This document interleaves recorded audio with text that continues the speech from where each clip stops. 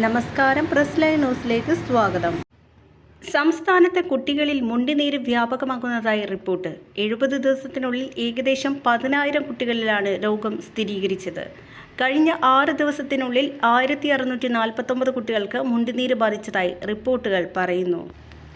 ആരോഗ്യവകുപ്പിന്റെ കണക്കുകൾ പ്രകാരം പ്രതിദിനം ചികിത്സ തേടുന്ന കുട്ടികളുടെ ശരാശരി എണ്ണം ജനുവരിയിൽ 50 ആയിരുന്നത് മാർച്ചിൽ 300 ആയി ഉയർന്നു. സംസ്ഥാനത്ത് ഒപിയിലെത്തുന്ന 20 കുട്ടികളിൽ ഒരാൾക്ക് നിലവിൽ വൈറസ് ബാധയുണ്ടെന്ന് റിപ്പോർട്ട്.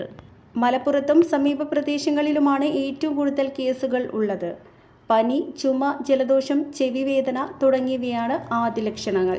ഒപ്പം കവിളിൻ്റെ വശങ്ങളിലെ വീക്കമാണ് പ്രത്യേക ലക്ഷണം. മുണ്ടുനീര് മരണകാരണമാകില്ലെങ്കിലും അടുത്തിടെ പൊട്ടിപ്പുറപ്പെട്ട വൈറസ് ബാധ താരതമ്യേന സങ്കീർണമാണെന്നാണ് ശിശുരോഗ വിദഗ്ധരുടെ അഭിപ്രായം.